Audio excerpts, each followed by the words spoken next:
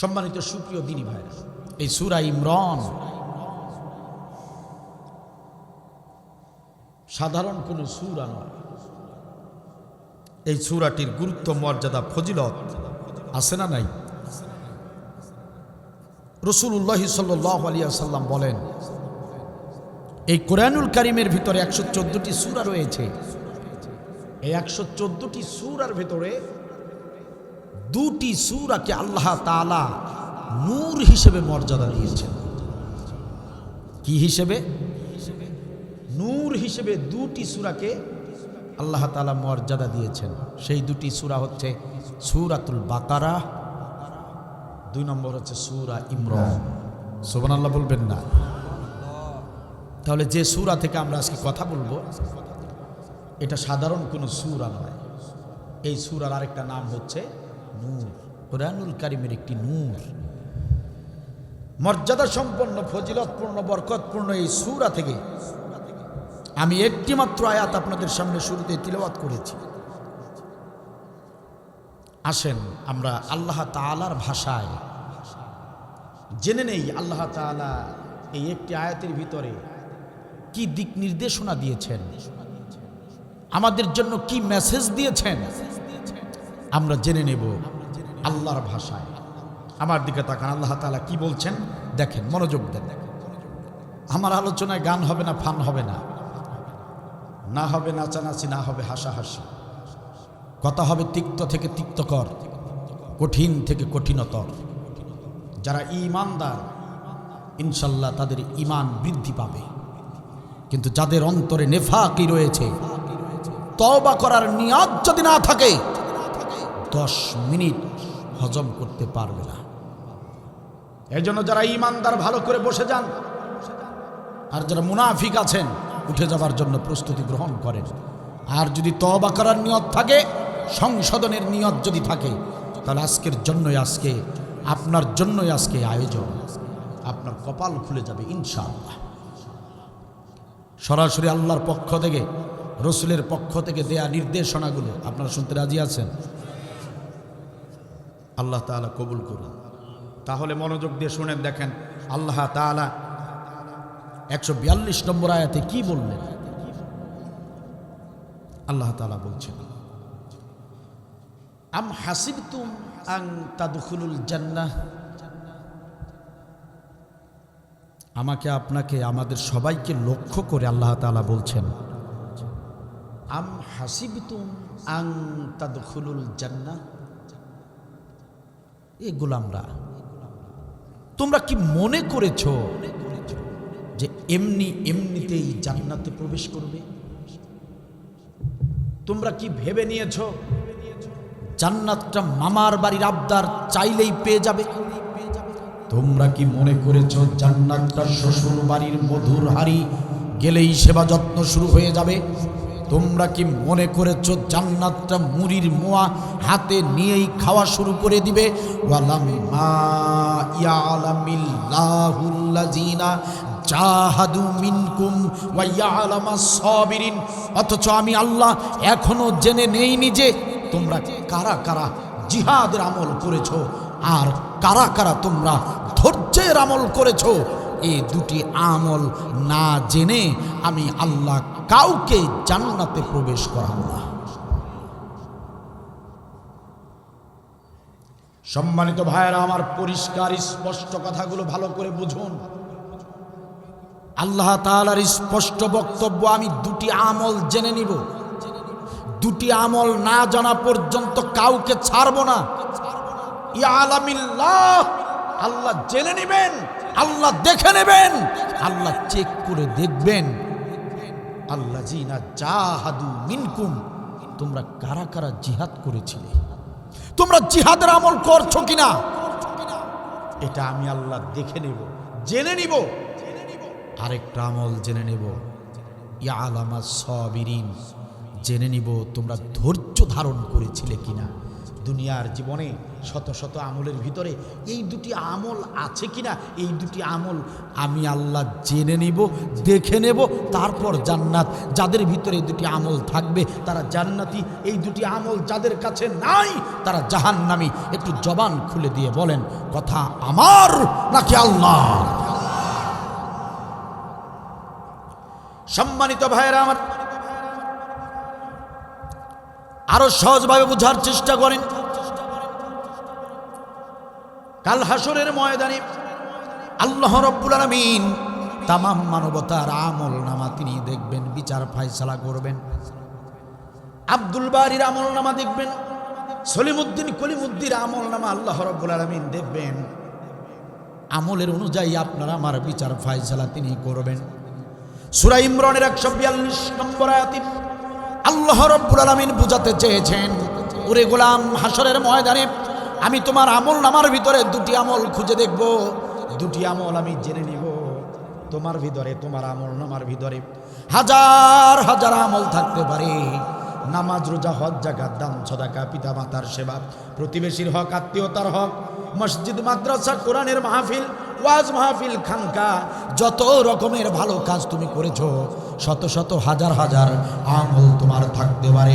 আমি আল্লাহ রাব্বুল আলামিন দুটি আমল অবশ্যই জেনে নিব, আমি অবশ্যই দুটি আমল দেখে নিব, অবশ্যই আমি দুটি আমল জেনে নিব। এই দুটি আমল তোমার আমল নামার ভিতরে আছে কিনা? জিহাদ, জিহাদ তোমার আছে কিনা? পৃথিবীর জমিনে তুমি জিহাদের আমল করেছো কিনা? ওয়া আলামা সাবিরিন, আর ধৈর্যের আমল তুমি করেছো কিনা? এই দুটি আমল আমি আল্লাহ রাব্বুল আলামিন না দেখা পর্যন্ত আমি আমার কোনো বান্দাকে জান্নাতে ঢুকতে দেব না। কথা কার? কয়টি আমল? দুটি আমল থাকতেই হবে, কারণ এই দুটি আমল আল্লাহ দেখে নেবেন। কথা কার? আল্লাহর কথা ভেজাল আছে মনে হয়? আছে আপনাদের যে সাউন্ড মনে হচ্ছে কোরআনে কোনো ভেজাল আছে? দুই একটা ভুল আছে। সেই কোরআনের কথা, আল্লাহর বক্তব্য আল্লাহ দেখে নিবেন, জেনে নিবেন আপনি আমি জিহাদ করেছি কিনা, জীবদ্দশায় বেঁচে থাকতে পৃথিবীতে জিহাদ করেছে কিনা আল্লাহ দেখবেন, এবং দেখবেন আপনি আমি সবর করেছিলাম কিনা, ধৈর্য ধরেছিলাম কিনা।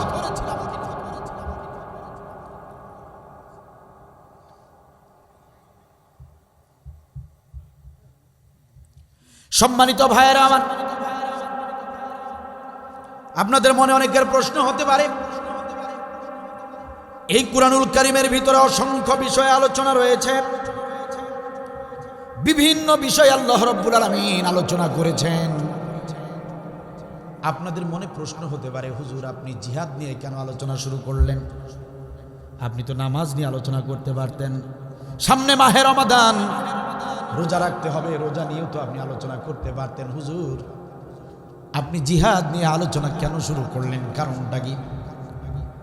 এমন প্রশ্ন যদি আপনারা করেন প্রিয় ভাইরা আমার, তাহলে কারণটা জেনে নেন। আমি এই কুরআনুল কারীম যতটুকু রিসার্চ করেছি, এই কুরআনুল কারীম আমি যতটুকু গবেষণা করেছি, আমি অনুধাবন করতে পেরেছি এই কুরআনুল কারীমের ভিতরে যত ফরজ হুকুম এসেছে, সব ফরজের বড় ফরজ হিসেবে আল্লাহ রাব্বুল আলামিন যে আমলটাকে সবচেয়ে বেশি গুরুত্ব দিয়েছেন, সেই আমলের নাম হলো জিহাদ। ও আমার যশোর জেলার মুসলমানেরা, কান খুলে শুনে নেন, আমি জিহাদের আলোচনা কেন শুরু করলাম। এই কুরআনুল কারীম আমি রিসার্চ করে দেখেছি, গবেষণা করে দেখেছি। এই কুরআনুল কারীমের ভিতরে নামাজের নির্দেশ এসেছে 82 বার, রোজার নির্দেশ এসেছে মাত্র 14 বার। এই কুরআনুল কারীমের ভিতরে হজ্জের নির্দেশ মাত্র 1 বার। এই কুরআনুল কারীমের ভিতরে যাকাতের নির্দেশ এসেছে মাত্র 34 বার। আমি আবারও বলছি, মুখস্থ করে নেন, নামাজের নির্দেশ 82 বার, রোজার নির্দেশ 14 বার, হজ্জের নির্দেশ মাত্র 1 বার, যাকাতের নির্দেশ এসেছে 34 বার। সেই কোরআনের ভিতরে প্রিয় ভাইরা আমার, সেই কোরআনের ভিতরে, সেই একই কোরআনের ভিতরে জিহাদ করতে হবে, জিহাদের নির্দেশ এসেছে 917 বার। 917 বার। সবচেয়ে যে আমলটাকে আল্লাহ রাব্বুল আলামিন বেশি গুরুত্ব দিলেন, যে আমলটা হলো সব ফরজের বড় ফরজ, যে আমল থাকলে বান্দার সব আমল কবুল হবে, যে আমলটা না থাকলে বান্দার কোনো আমল আল্লাহর দরবারে কবুল হয় না, সেই আমল সম্পর্কে আমি আব্দুল বারী আমার জাতির লোকদেরকে যদি না জানাই, কাল হাসরের ময়দানে আমাকে আসামির কাঠগড়ায় দাঁড়াতে হবে। প্রিয় ভাইয়ারা আমার, মানবেন কি মানবেন না সেটা তো আপনাদের একান্ত নিজস্ব ব্যাপার, ওই ব্যাপারে আমার কোনো যায় আসে না। মানলে মানবেন, না মানলে না মানবেন, কিন্তু আমি আমার দায়িত্ব পালন করতে এসেছি। আল্লাহ রাব্বুল আলামিনের পক্ষ থেকে সবচেয়ে বড় আমল সম্পর্কে আমি আপনাদেরকে জানাতে এসেছি। যদি মানতে পারেন কপাল খুলে যাবে ইনশাআল্লাহ, আর যদি না মানেন দেখা হবে হাসরের ময়দানে। হয়তোবা আপনি থাকবেন এক প্ল্যাটফর্মে, আমরা থাকবো আরেক প্ল্যাটফর্মে, দেখা কিন্তু হবে ইনশাআল্লাহ। ঠিক কিনা বলেন? কোন নবী রাসূল দারোগা হিসেবে পৃথিবীতে আসেন নাই। অনেক নবী রাসূল এসেছিলেন যাদের ওয়াজে নসিহতে একজন ব্যক্তিও ইসলাম গ্রহণ করেন। এরকম অনেক নবী রাসূল পৃথিবীতে এসেছিলেন। আল্লাহ বলছেন, নবীগণ আপনারা ব্যর্থ নন, ব্যর্থ তো তারা যে জাতির লোকেরা আপনাদের দাওয়াত গ্রহণ করে নাই। কথা কি বোঝা যায়?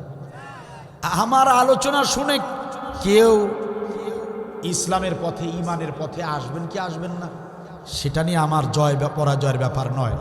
আমি আমার দাওয়াত দিব, এটাই আমার সফলতা। আর আপনি যদি না গ্রহণ করেন, এটা আপনার ব্যর্থতা।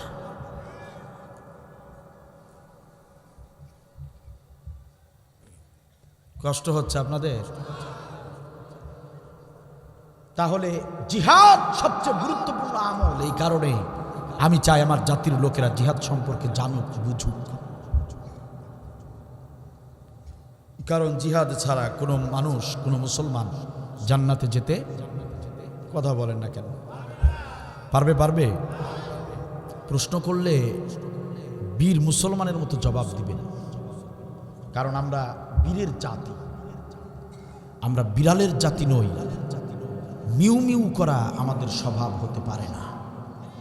যা বলবেন ঝংকার দিয়ে বীরের মতো কথা বলবেন, কারণ আমরা সেই বীর জাতি। আমাদের ভাই ছিলেন হযরতে হানজালা রাদিয়াল্লাহু তাআলা আনহু। 24 বছরের টকবকে যুবক, বিয়ে করেছেন, স্ত্রীকে নিয়ে বাসর করেছেন রাতের বেলা। ফজরের ওয়াক্তের সময় গোসল করে পবিত্রতা অর্জন করে ফজরের সালাত আদায় করেছেন। ফজরের সালাত আদায়ের পর সকালবেলা স্ত্রীর সঙ্গে আবার মেলামেশা করেছেন। গোসল ফরজ হয়ে গিয়েছে। ইতিমধ্যেই কে বা কারা যেন বাহিরে চিৎকার করে হাওমাও করে কাঁদছিল আর বলছিল, উহুদের ময়দানে বিশ্বনবীকে কাফেররা হত্যা করে ফেলেছে, শহীদ করে ফেলেছে।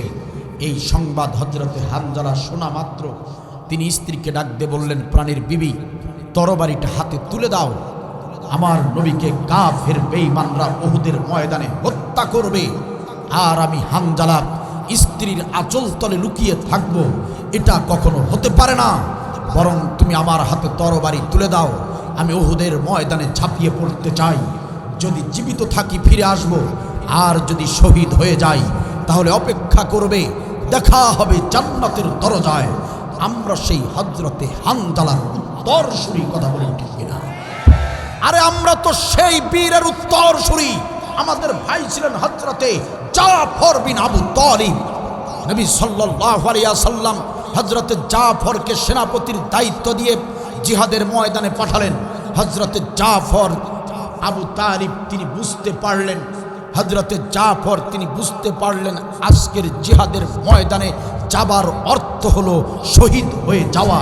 কারণ জিহাদের ময়দানে সেনাপতি থাকে একজন, কিন্তু আজকের জিহাদের ময়দানে নবী সেনাপতির নাম ঘোষণা করেছেন 3 জন। জাফর বিন আবু তালিব জানতেন নির্ঘাত আজকে মরতে হবে, তবু তিনি কুণ্ঠিত বোধ করেন নাই। তবু তিনি ভয় পান নাই। তিনি তরবারি নিয়ে ছুটে চলেছেন জিহাদের ময়দানে, কাফের বেঈমানদের সঙ্গে লড়াই করছেন। হযরতে জাফরের এক হাতে তরবারি, আরেক হাতে কালিমার পতাকা। হযরতে জাফর বিন আবু তালিব এক নিমিষেই কয়েকজন কাফেরকে কতল করে করে জাহান্নামে পাঠিয়ে দিলেন। হঠাৎ করে এক কাফের সৈনিক হযরতে জাফর বিন আবু তালিবের পিছন দিক থেকে এসে আক্রমণ করে হযরতে জাফরের হাত কেটে ফেললেন। হযরতে জাফরের পা কেটে ফেলল ওই কাফেররা। হযরতে জাফরের বুকে সারা শরীরে তারা ক্ষত বিক্ষত করে ফেলল। হযরতে জাফর বিন আবু তালিব তিনি জমিনে লুটিয়ে পড়লেন, হাতের কালিমার পতাকা জমিনে পড়ে গেল। হযরতে জাফর বিন আবু তালিব মৃত্যুবরণ করবেন মুমূর্ষ অবস্থায়। তিনি জমিনে পড়ে আছেন, চোখটা খুলে দেখলেন জমিনের ভিতরে পড়ে আছে কালিমার পতাকা। তিনি ভাবলেন এই কালিমার পতাকা কাফের বেঈমানরা পায়ের নিচে দলিত করবে, এটা তিনি বরদাস্ত করলেন না। হযরতে জাফরের হাত নাই, তিনি কালিমার পতাকা কেমনে ধরবেন? হযরতে জাফর বিন আবু তালিব ওই কালিমার পতাকা দাঁত দিয়ে মুখ দিয়ে কামড়ে ধরে উড্ডীন করে রেখেছিলেন। কালিমার পতাকার এতটুকু অপমান হোক জাফর বিন আবু তালিব বরদাস্ত করেন নাই। আমরা তো সেই বীরদের উত্তরসূরি, কথা বলেন ঠিক কিনা? সম্মানিত ভাইরা,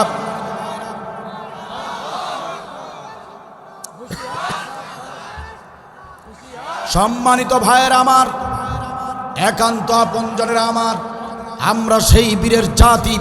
সুতরাং অতীত ঐতিহ্য ভুলে গেলে চলবে না। আপনারা সচক্ষে দেখেছেন আমার এদেশের তরতাজা যুবক আর ছাত্ররা জুলুমের বিরুদ্ধে তারা মাঠে নেমে অকাতরে জীবন বিলিয়ে দিয়েছেন। আপনাদের চোখের সামনে তারা প্রতিবাদ গড়ে তুলেছিল, জালিমদেরকে হটিয়েছিল। তারা রক্ত চক্ষুকে ভয় করে নাই। আবু সাইদ যেমন রংপুরের জমিনে বুক পেতে দিয়েছিল বন্দুকের ঢালের সামনে, অনুরূপভাবে আজ আপনাদেরকেও এই আজকের এই আলোচনায় শপথ নিতে হবে, সিদ্ধান্ত নিতে হবে। আমরা এই দেশটাকে আদর্শ একটি রাষ্ট্রে পরিণত করতে চাই। এই বাংলাদেশে কোনো দুর্নীতি আমরা সহ্য করব না। এই বাংলাদেশে কোনো চাঁদাবাজি আমরা সহ্য করব না। এই বাংলাদেশে আর কোনো জুলুম আমরা সহ্য করব না। যদি আরেকবার রাজপথে যেতে হয় আমরা যেতে রাজি আছি। যদি আরেকবার বুক পেতে দিতে হয় আমি আব্দুল বারী রাজি আছি। আর কারা কারা রাজি আছো দুহাত তুলে আল্লাহকে দেখাও।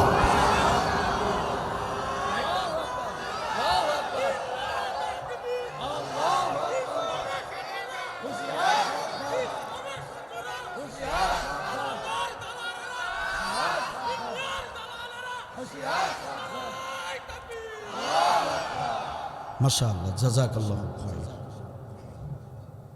প্রিয় ভাইরা আমার, আরে আমাদের জন্মই তো হয়েছে আল্লাহর পথে জীবন বিলিয়ে দেবার জন্য। তবে জাতির কিসের ভয়? আরে মৃত্যু তো সেই দিন সেই মুহূর্তেই হবে যেটা নির্ধারিত করে রাখা আছে অনেক আগে। তাহলে কিসের ভয়? কিসের ভয়? সেই দিনই মৃত্যু হবে আপনার আমার, যেদিন লেখা হয়েছে, যেদিনটাকে নির্ধারণ করে রেখেছেন আল্লাহ, সেই দিনই হবে। শুধু স্বাধীনতা দেওয়া হয়েছে, আদর্শের পক্ষে লড়াই করবেন, রাস্তাঘাটে মরবেন। শহীদ তো হবেনই না, মরতে দেরি, জাহান্নামে যেতে দেরি হবে না। আমার আল্লাহ বললেন, গোলাম শোনো, দুটি আমল আমি জেনে নেব, জিহাদ, সবর। জিহাদ, সবর। হাইয়া আলাস সালাহ, এসো এসো নামাজের দিকে এসো। ওই মসজিদের ওই আজানটা শোনার সঙ্গে সঙ্গে আপনি যত ব্যস্তই থাকুন না কেন, যত আপনি কাজের ভিতরে থাকেন না কেন, হাতে যত ঝামেলা থাকুক না কেন, সমস্ত কাজগুলো ফেলে দিয়ে আপনি দৌড়ে ছুটে যান মসজিদের দিকে। ওযুটা করেই নামাজ পড়ে যান, জামাতের সঙ্গে আপনি নামাজে দাঁড়িয়ে যান। তার মানে নামাজকে আপনি গুরুত্ব দিয়েছেন, সলাৎকে আপনি গুরুত্ব দিয়েছেন। আপনি সলাৎ কিছুতেই আপনি কাজা করতে চান না। তার মানে আপনি নামাজের প্রতি খুবই দায়িত্বশীল, গুরুত্ব সহকারে আপনি নামাজ আদায় করেন। ও আমার ভাইয়েরা, অবশ্যই নামাজ গুরুত্বপূর্ণ একটি আমল, অবশ্যই মুমিনের একটি প্রধান বৈশিষ্ট্য। যে ব্যক্তি জামাতের সঙ্গে 5 ওয়াক্ত নামাজে পড়ে ওই ব্যক্তি মুমিন, এতে কোনো সন্দেহ নাই। প্রিয় ভাইয়েরা আমার, অবশ্যই এই দায়িত্বটি আপনার রয়েছে। মাত্র 82 বারের নির্দেশ, সেই নামাজের প্রতি আপনি গুরুত্ব দিয়েছেন, আলহামদুলিল্লাহ। এই যে সামনে চলে আসতেছে মাহে রমাদান, এই রমজান মাসের 30টা দিন আল্লাহ রাব্বুল আলামিন গোটা মাসটাতে সিয়াম সাধনার নির্দেশ দিয়েছেন। আপনার আমার উপরে ফরজ করে দিয়েছেন, রোজা রাখতেই হবে। নির্দেশ কার? সেই মাহে রমজানে রোজা রাখার জন্য। সেই মাহে রমজানে রোজা রাখতে গিয়ে প্রিয় ভাইয়েরা আমার, সারাটা দিন করে না খেয়ে থাকেন। শুধু কি না খেয়ে থাকলেই রোজা হয় নাকি? সমস্ত অশ্লীলতা থেকে নিজেকে বিরত রাখলেন, শুধু কি নিজেকে অশ্লীলতা থেকে বিরত রাখলেই হবে নাকি? সমস্ত মিথ্যা কথা, মিথ্যা কাজ থেকে নিজেকে বিরত রাখলেন। এমনকি হালাল স্ত্রীর সঙ্গে দিনের বেলা মেলামেশা বন্ধ করলেন। এত ত্যাগ তিদীক্ষা করে যে আমলটা আপনি আমি করলাম, সেই আমলের নাম হলো রোজা, সিয়াম সাধনা। মাত্র 14 বারের নির্দেশ পালন করতে গিয়ে এত কিছু আপনি করলেন, এত ত্যাগ তিদীক্ষা করলেন, না খেয়ে থাকলেন। সেই রোজাকেও আপনারা গুরুত্ব দিলেন, ভালো কথা, আলহামদুলিল্লাহ। রোজাও অনেক গুরুত্বপূর্ণ আমল। ও আমার ভাইরা, 7 লক্ষ টাকা খরচ করে, 7 লক্ষ টাকা খরচ করে হজ ব্রত পালন করলেন। প্রিয় ভাইরা আমার, ওই যে 7 লক্ষ টাকা খরচ করে আপনি যে হজটা পালন করলেন, মাত্র একবারের নির্দেশ, সেই একবারের নির্দেশকে আপনি এত বড় গুরুত্ব দিলেন। হালাল উপার্জিত কষ্টের টাকা ভেঙে আপনি হজ করে আসলেন, আলহামদুলিল্লাহ। অবশ্যই হজ করা গুরুত্বপূর্ণ একটি আমল। ও আমার ভাইয়েরা, জাকাতের নির্দেশ এসেছে 34 বার, সেই জাকাত আপনি আদায় করলেন। প্রতি বছর নিজের সহায় সম্পত্তির হিসাব কষে কষে আপনি জাকাতের টাকা বের করে মানুষের সামনে তুলে ধরেন, মানুষের ভিতরে সেটা বিতরণ করে দেন, ভালো কথা। অবশ্যই এটা গুরুত্বপূর্ণ একটি আমল। প্রিয় ভাইয়েরা আমার, যে কথাটি বোঝাতে চাচ্ছি ভালো করে মনোযোগ দিয়ে শোনেন। আপনি 82 বারের নামাজের প্রতি আপনি গুরুত্ব দিলেন, সুন্দর নামাজ আদায় আপনি ঠিকই করলেন। আপনি মাহে রমজানকে গুরুত্ব দিলেন, 14 বারের নির্দেশ সেটাও আপনি গুরুত্ব দিলেন, রোজা রাখলেন, ভালো কথা। হজ পর্যন্ত করলেন, সবই তো গুরুত্ব দিলেন। অথচ কোরআনুল কারিমের 917 বারের নির্দেশ, সব ফরজের বড় ফরজ সেই জিহাদের আমলটাকে গুরুত্ব দিলেন না। আপনি নামাজ, রোজা, হজ, যাকাত সব বুঝলেন, কিন্তু জিহাদ বুঝলেন না। জিহাদের আমলকে আপনি অবহেলা করলেন, জিহাদের আমল নিজেও করলেন না। যারা জিহাদের আমল করলো তাদেরকে আপনার ভালো লাগলো না। বিগত 16টি বছর যারা জিহাদের কথা বলেছে, যারা জিহাদের মিছিল দিয়েছে, যারা দিন কায়েমের আন্দোলন করেছে, তাদের বিরুদ্ধে আপনি ষড়যন্ত্র করলেন। আপনি জিহাদের আমল নিজেও করলেন না। যারা জিহাদের আমল করলো তারা বাড়িতে আসলেই, তাদেরকে বাজারে দেখলেই থানায় ফোন দিয়ে ওসিকে ডাক দিয়ে বলেছেন তাড়াতাড়ি ধরে নেন। তাদেরকে গ্রেপ্তার করালেন, তাদের নাম লিখে লিখে থানায় জমা দিলেন। নিজেও জিহাদ করলেন না। যারা জিহাদের আমল করলো তাদের বিরুদ্ধে বিরুদ্ধাচারণ করলেন। ও আমার প্রিয় ভাইরা, একটা বার নিজেদের বিবেককে জিজ্ঞাসা করেন তো ভাইরা, একটা বার নিজেদের বিবেককে জিজ্ঞাসা করেন। 917 বারের সবচেয়ে বড় আমলের সঙ্গে যদি আপনি গাদ্দারি করেন, অবহেলা যদি করেন, অস্বীকার যদি করেন, আপনি যত বড় নামাজি হন, আপনি যত বড় হাজি হন, 917 বারের হুকুমটাকে যদি আপনি অস্বীকার করেন, বিরোধিতা করেন, আপনি জান্নাতে যাবেন নাকি জাহান্নামে যাবেন? আপনার বিবেককে জিজ্ঞাসা করেন। জিজ্ঞাসা করতে দেরি হবে, উত্তরটা পেতে দেরি হবে না।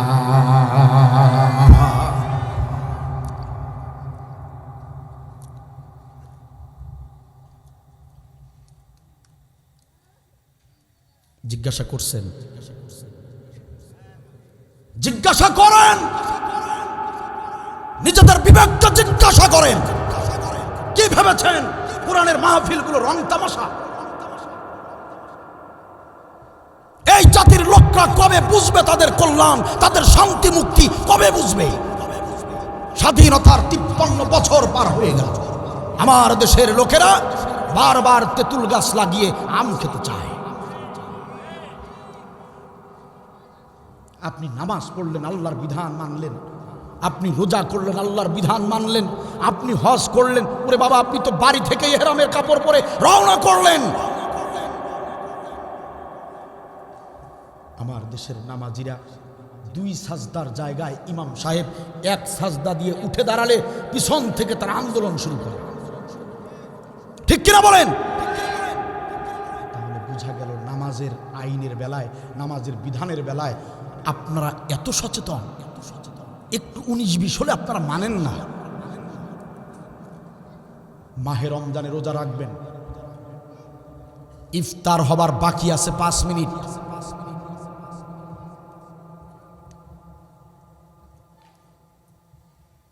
ইফতার হবার বাকি আছে 5 মিনিট। কালা জাহাঙ্গীর, পিচ্চি হান্নান, তাদের মতো মাস্তান গুন্ডা এসে যদি আপনাদের মাথায় যদি পিস্তলের নল ঠেকিয়ে দিয়ে বলে, এ সলিমউদ্দিন রোজা ভেঙে ফেল, সময় বাকি আছে কয় মিনিট, যদি বলে এই মুহূর্তে রোজা ভেঙে ফেল, রোজা ভাঙবেন? দেখছেন জবানটা, দেখছেন? প্রশ্ন করতে দেরি, সবাই এক বাক্যে বলেছেন হ্যাঁ। এটাই বাস্তব। আমার দেশের লোকেরা যত দুর্বল ইমানদার হোক না কেন, যে ব্যক্তি রোজা রাখে তাকে মেরে ফেলার হুমকি দিলেও কাজ হবে না। সে বলবে গুলি করে মাথার খুলি উড়ায় দে, কিন্তু ইফতারের সময় হবার 1 সেকেন্ড আগেও আমি ইফতার করব না। ঠিক কিনা বলেন? তাহলে কি বোঝা গেল? আমার দেশের লোকেরা রোজার বিধানও বোঝে। আল্লাহর হুকুমে সাহারি খেয়েছি, আল্লাহর হুকুম হলে ইফতার করব। ঠিক কিনা বলেন? তো নামাজের বিধান বুঝলেন, 19-20 সহ্য করলেন না। রোজার বিধানও বুঝলেন, 2-4 মিনিট এদিক সেদিক সহ্য করলেন না, মরতে রাজি, কিন্তু আল্লাহর বিধানের 5 মিনিট আগে আপনি ইফতার করলেন না। ভালো তো বুঝছেন। এরপরে ছেলে বিয়ে করাবেন, হুজুরের কাছে গিয়ে বলেন হুজুর ছেলে বিয়ে করাবো, একটা ইসলামী বউ চাই, ইসলামী একটা পাত্রী চাই, 5 ওয়াক্ত নামাজ পড়বে, পর্দা করবে, এরকম একটা মেয়ে দেখেন। তো ভালো তো, ছেলে বিয়ে দেওয়ার সময়ও, বিয়ে শাদীর সময়ও আপনি ইসলাম খোঁজেন। সব জায়গায় তো ঠিক আছে। জানাজা নামাজে যখন শরীক হন, সেখানে তো আল্লাহর বিধান মতোই জানাজা পড়েন। সব জায়গায় তো ভালোই ইসলাম খোঁজেন। আমার দেশের নামাজিরা, আমার দেশের হাজিরা, আমার দেশের ইমানদার দাবিদার এই লোকগুলো সব জায়গায় ইসলাম বোঝে, ইসলামের বিধান বোঝে। ওই যে কপালে কালো দাগ ফেলা আমাদের দেশের নামাজিরা, আমাদের দেশের একবারের জায়গায় 3 বার হজ করা হাজিগুলো অধিকাংশরাই সব জায়গায় আল্লাহর বিধান মানলেও যখন সংসদ গঠনের সুযোগ এসে যায়, যখন রাষ্ট্র গঠনের সুযোগ এসে যায়, যখন নেতৃত্ব যাচাই বাছাইয়ের সুযোগ এসে যায়, তখন আমাদের ওই নামাজিদের, আমাদের ওই হাজিদের ইসলামের কথা মনে থাকে না, আল্লাহর বিধানের কথা মনে থাকে না। ইসলামী নেতা তখন তারা চায় না, বরং সমাজের সবচেয়ে বড় মাদারু, সমাজের সবচেয়ে বড় দুর্নীতিবাজ, সমাজের সবচেয়ে বড় চাঁদাবাজ, সমাজের সবচেয়ে চরিত্রহীন, সমাজের সবচেয়ে ধর্ষণকারী, সমাজের সবচেয়ে ইসলাম বিরোধী নেতাকে সাপোর্ট দিয়া এই নামাজিরা, এই হাজিরাই সংসদে পাঠিয়ে দেয়, যেই কারণে এই দেশের জনগণ আজ পর্যন্ত শান্তি পায় না। সব বুঝলেন, কিন্তু জিহাদ বুঝলেন না। সব বুঝলেন, দিন কায়েম বুঝলেন না। আর কোরআন থেকে যখন আমরা এই কথাগুলো বলি, আমার দেশের কিছু নামাজিরা, হাজিরা কালি দেখবেন সকালবেলা চায়ে চুমুক দিবে, হোটেলে চুমুক দিবার বলবে, শুনলাম কি যেন নাম আব্দুল বারিরা, কি নাম, গত রাতে আসছিল কলেজ মাঠে, ওয়াজ করতে আসছিল না রাজনীতি করতে আসছিল।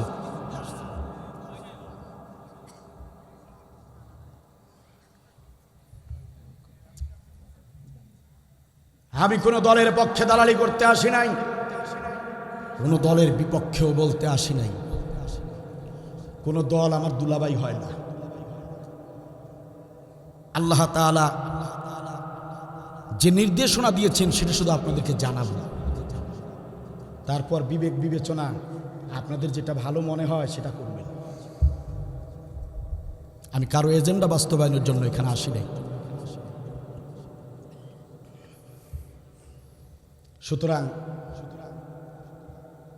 জিহাদ করতে বলেছেন আল্লাহ, কেন? যাতে করে দিন কায়েম হয়ে যায়।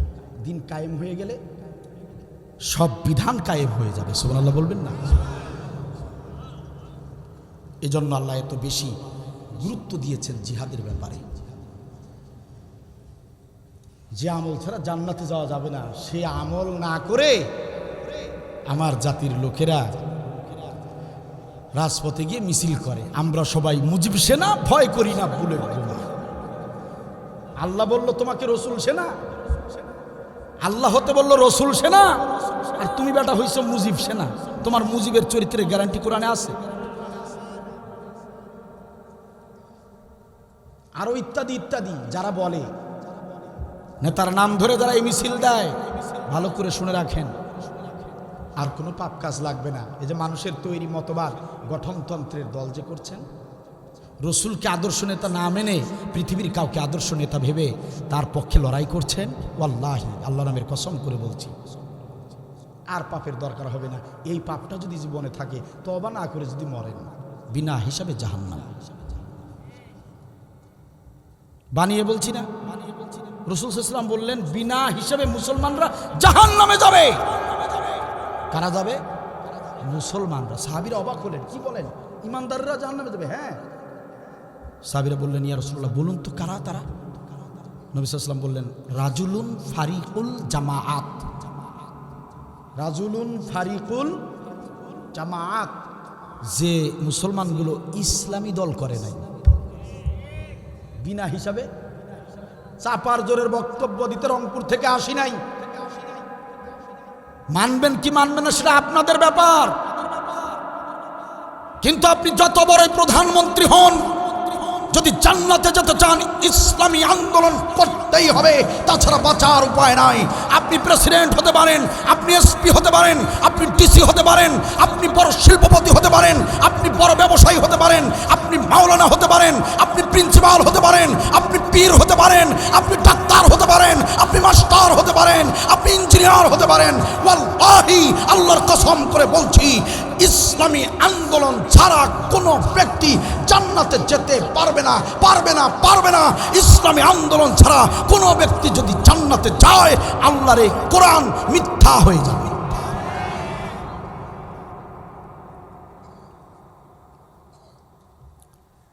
এই জন্য মূল জিনিসটা আঁকড়ে ধরুন, কোরআনের কাছে ফিরে আসুন। 16 বছর আমাকে পুতুলের মা জুলুমের চাবুক মেরেছে, তারপরেও যদি আমার এই জাতির শিক্ষা না হয়, এরপরেও যদি শিক্ষা না হয়, আমি আব্দুল বারী বলে যাচ্ছি, আপনারা লিখে রাখবেন, এই জাতির লোকেরা যদি আবারও নতুন ভুল করে, আল্লাহর পক্ষ থেকে পুতুলের মায়ের চেয়েও 100 গুণ বড় জালিম কাঁধে চড়িয়ে দিবেনই ইনশাআল্লাহ। লিখে রাখবেন, বাঁচি আর মরি, লিখে রাখবেন। সম্মানিত ভাইয়ের আমার, আপনারা যদি ভুটানের জমিনে বেড়াতে যান, তাহলে দেখতে পারবেন ভুটানের জমিনে চারপাশে শুধু পাহাড় আর পাহাড়।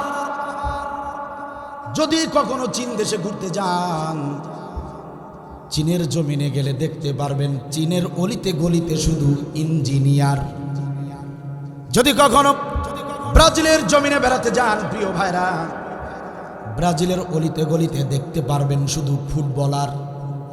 দুঃখজনক হলেও সত্য, আমাদের এই বাংলাদেশের অলিতে গলিতে যান, দেখতে পারবেন শুধু চোর আর বাটপার। এই চোর বাটপারের বাংলাদেশটাকে যদি ইনসাফ ভিত্তিক একটি আদর্শ রাষ্ট্রে পরিণত করতে চান, এই চোর বাটপার দুর্নীতিবাদ সুদখোর ঘুষখোর চাঁদাবাজদের বাংলাদেশটাকে যদি একটা সুন্দর রাষ্ট্র হিসেবে দেখতে চান, আর কোনো পথ খোলা নাই, একটা বার কোরআনের সংবিধান দরকার। কিতাবুন আনজালনাহু ইলাইকা লিতুখরিজান নাসা মিনাজ জুলুমাতি ইলান নূর। আল্লাহ রাব্বুল আলামিন বলেন, গোলামেরা শোনো, এই কুরআনুল কারীম আমি তোমাদের প্রতি এই কারণে নাজিল করেছি যে এই কুরআনুল কারীমের কাজ হলো সমস্ত অন্যায় অবিচারের যত অন্ধকার রয়েছে, সমাজের যত পাপ রয়েছে, সমাজের যত অশ্লীলতা রয়েছে, সমাজের যত জুলুমের অন্ধকার রয়েছে, সমস্ত অন্ধকার থেকে এই কুরআনুল কারীম তোমাদেরকে একটা আলোকিত সমাজ উপহার দিবে। আমি এই কুরআনুল কারীমের জন্য তোমাদের প্রতি নাজিল করেছি। এই কুরআনুল কারীম তোমাদেরকে আলোর পথ দেখাবে। এই কুরআনুল কারীম তোমাদেরকে জাহান্নামের পথ থেকে ধরে ধরে জান্নাতের পথ দেখাবে। কথা কার? বিশ্বাস হয় না আল্লাহর কথা? বিশ্বাস হয়? হ্যাঁ, বিশ্বাস হলে কি আর হ্যাঁ সাপোর্ট ওইদিকে যায়? বিশ্বাস হয়? ওই এই মঞ্চেই হয়, এই প্যান্ডেলে যতক্ষণ আছেন ততক্ষণ, তারপরে কয়দিন পরে 10 টাকা আর 20 টাকা।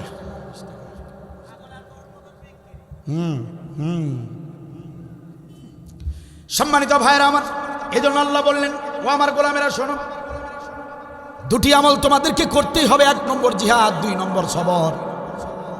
এখন আপনারা বলবেন, হুজুর জিহাদটা কি সেটা ভালো করে বুঝান। কারণ 16টা বছর আমরা শুনেছি যারা এই জিহাদের কথা বলেছে তাদের বিরুদ্ধে সন্ত্রাসী মামলা হয়েছে, যারা এই জিহাদের আমল করেছে তাদেরকে জঙ্গি বানানো হয়েছে, যারা এই জিহাদের কথা বলেছে তাদেরকে গুম করা হয়েছে, ক্রস ফায়ারের নামে হত্যা করা হয়েছে, যারা এই জিহাদের কথা বলেছে তাদেরকে ফাঁসিতে ঝুলানো হয়েছে। ও হুজুর, জিহাদ মানে মারামারি করা নাকি? জিহাদ মানে এরকম বোমাবাজি করা নাকি? জিহাদ মানে জঙ্গি তৎপরতা চালানো নাকি? জিহাদ মানে সন্ত্রাসী কর্মকাণ্ড করা নাকি? হুজুর, আপনি একটু জিহাদটা ভালো করে বুঝিয়ে দেন। এমন কথা যদি আপনারা বলেন তাহলে শুনে নেন প্রিয় ভাইয়েরা, জিহাদের ব্যাখ্যাটা কি সহজ ভাষায় শুনে নেন। জিহাদটা হলো আল্লাহর ভাষা, আল্লাহর ভাষা আরবি ভাষা। জিহাদ, জিহাদ, জিহাদ আরবি শব্দ, বাংলায় বলা হয় চেষ্টা করা, ইংরেজিতে ট্রাই, বাংলাতে চেষ্টা, ইংরেজিতে ট্রাই, ইংরেজিতে ট্রাই, বাংলাতে চেষ্টা, আর আল্লাহর ভাষায় সেটাকে বলা হয় জিহাদ। চেষ্টা করা, কি করা? আপনারা যারা কোরআনের এই মাহফিলে এসেছেন, চেষ্টা যদি না করতেন আসতে পারতেন নাকি? মুনাজাতের সঙ্গে যখন, মুনাজাতের মাধ্যমে যখন আলোচনা শেষ হবে, চেষ্টা যদি না করেন বাড়িতে পৌঁছতে পারবেন নাকি? এই যে বসে বসে আলোচনা শুনছেন, যদি চেষ্টাটুকু না করেন কোমরটা সোজা করে সোজা হয়ে দাঁড়াতে পারবেন নাকি? কথা বলে না? পারবেন? পারবেন? কোমরটা সোজা করে দাঁড়াতে গেলেও চেষ্টার। প্রিয় ভাইয়ের আমার, বোঝার চেষ্টা করেন। উঠতে বসতে শুইতে খাইতে এমন ছোট ছোট কাজ করতে গিয়েও যদি চেষ্টার প্রয়োজন হয়, ও আমার প্রিয় ভাইরা ভালো করে বোঝার চেষ্টা করবেন।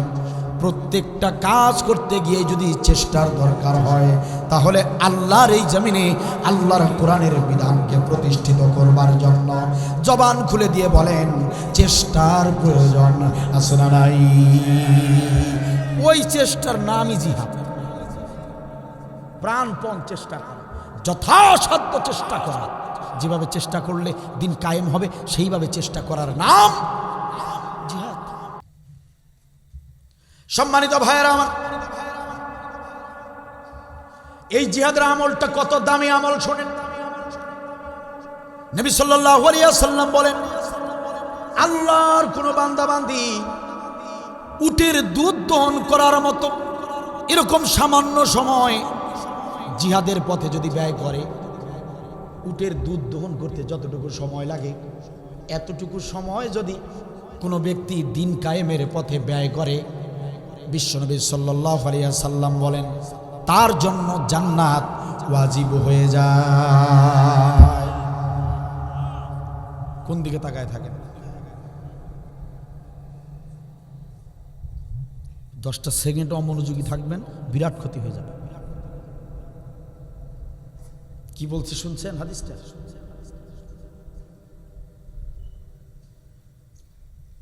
উটের দুধ দহন করতে যতটুকু সময় লাগে, গাভী তো আছে আপনাদের বাড়িতে, গাভীর দুধ দহন করতে কতটুকু সময় লাগে? 5 ঘন্টা। কতটুকু? সর্বোচ্চ 20 থেকে 30 মিনিট। এতটুকুও লাগে না। নবী বলেন এতটুকু সময়ও যদি আল্লাহর কোনো বান্দা বান্দি জিহাদের পথে এতটুকু সময় যদি ব্যয় করে, তার জন্য জান্নাত ওয়াজিব হয়ে যায়। এত ফজিলতপূর্ণ গুরুত্বপূর্ণ আমল অবহেলা করে আপনি গেছেন হাজি হইতে। আপনার হজ কবুল হবে তখন এই জিহাদের আমল থাকবে যখন।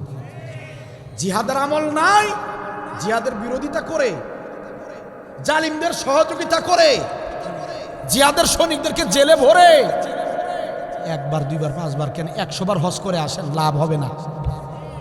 কথা কি বোঝা যায়?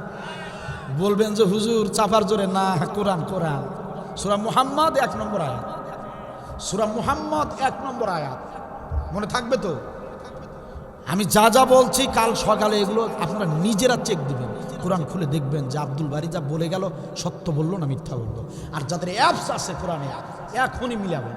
সূরা মুহাম্মদ 1 নম্বর আয়াত, ওয়া সাদ্দু আন সাবিলিল্লাহি আদাল্লা আমালাহুম। কথা কার? কোরআনের কথা কার? সাদ্দু আন সাবিলিল্লাহ, দিন কায়েমের পথে, আল্লাহর পথে যারা বাধা দেয়, বিরোধিতা করে, আদাল্লা আমালাহুম, আমি আল্লাহ তাদের সব আমল ধ্বংস করে দিই। নাউজুবিল্লাহ। একটা আমলের গাদ্দারি করলেন, বিরোধিতা করলেন, সারা জীবন যত নামাজ পড়ছেন, রোজা করছেন, হজ করছেন, জাকাত দিছেন, সারা জীবন যত দান করেছেন, যত আমল আছে, পিতামাতার সেবা করছেন, আল্লাহ বললেন জিহাদের বিরোধিতা করলি তো সব আমল ধ্বংস করলি। নাউজুবিল্লাহ বলবেন না? কার কথা? কথা কার?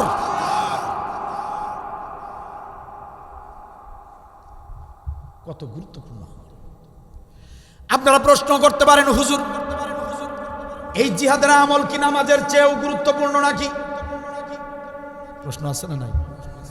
ও আমার যশোর জেলার মুসলমানেরা, ভালো করে কান খুলে শুনে নেন, জিহাদ হলো সব আমলের বড় আমল, নামাজের চেয়েও অনেক অনেক বেশি গুরুত্বপূর্ণ আমল জিহাদ।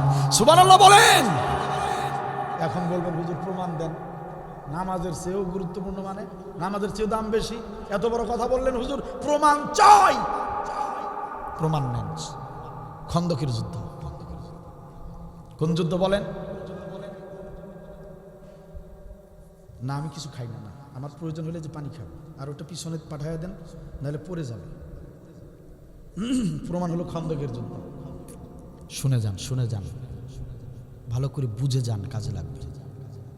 খন্দকের যুদ্ধ চলছে, নামাজের ওয়াক্ত হয়ে গেছে।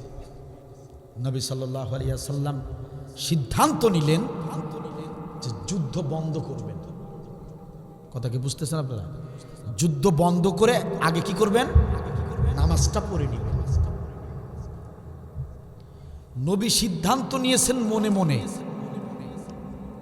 আর আপনার আমার মালিক আল্লাহ তাআলা অন্তরের খবর জানেন কি জানেন না? আল্লাহ তাআলা জিবরিল আমিনকে পাঠিয়ে দিয়েছেন নবীর কাছে, যাও। জিবরিল আমিন এসে বললেন, ইয়া রাসূলুল্লাহ, আল্লাহর পক্ষ থেকে নির্দেশ এসেছে, আল্লাহর পক্ষ থেকে নির্দেশ এসেছে, কত ওয়াক্ত নামাজ কাজা হয় হোক, যুদ্ধ বন্ধ করা যাবে না। সুবহানাল্লাহ বলবেন না? কত ওয়াক্ত নামাজ কাজা হয় হোক, যুদ্ধ বন্ধ করা যাবে না। নবী সাল্লাল্লাহু আলাইহি সাল্লাম সাহাবীরা যুদ্ধ চালিয়ে গেলেন, 4 ওয়াক্ত নামাজ কাজা হয়ে গেল। কয় ওয়াক্ত? কয় ওয়াক্ত? এখন আপনারাই বলেন, জিহাদটাকে আল্লাহ তাআলা বেশি গুরুত্ব দিলেন নাকি সালাতটাকে? কেন দিলেন আমি বলতেছি একটু পরে, কেন আল্লাহ এই কাজটা করলেন বলতেছি একটু পরে। নামাজ রোজার চেয়েও জিহাদের গুরুত্ব কেন বেশি বলতেছি একটু পরে, 2-3 মিনিট পরে। এখন আপনাদের প্রশ্ন হতে পারে, হুজুর রোজার চেয়েও কি গুরুত্বপূর্ণ? জি ভাই, রোজার চেয়েও বেশি দামি, রোজার চেয়েও গুরুত্বপূর্ণ জিহাদ। বলবেন যে হুজুর প্রমাণ? প্রমাণ বদরের যুদ্ধ। সুবহানাল্লাহ বলেন। বদরের যুদ্ধ চলছে 17ই রমজানে, সমস্ত সাহাবীরা রোজাদার, আপনার আমার নবী তিনিও রোজাদার। ভালো করে মনোযোগ দেন প্রিয় ভাইরা। 17ই রমজান সবাই রোজাদার অবস্থায়, রোজা থাকা অবস্থায় সবাই যুদ্ধ করছেন প্রিয় ভাইরা আমার। ঠিক দুপুরবেলা নবী সাল্লাল্লাহু আলাইহি ওয়াসাল্লাম বদরের ময়দানে এভাবে সাহাবীদেরকে ডাকতে শুরু করলেন, সাহাবীরা, ও সাহাবীরা শোনো শোনো, ও আমার সাহাবীরা শোনো শোনো, আল্লাহর পক্ষ থেকে নির্দেশ এসেছে, যার কাছে যতটুকু তরল খাবার আছে, যতটুকু পানীয় আছে পান করো, যার কাছে যতটুকু খেজুর খুরমা আছে এক্ষুনি খেয়ে নাও, খেয়ে দে শক্তি সাহস নিয়ে কাফেরদের উপর ঝাঁপিয়ে পড়ো।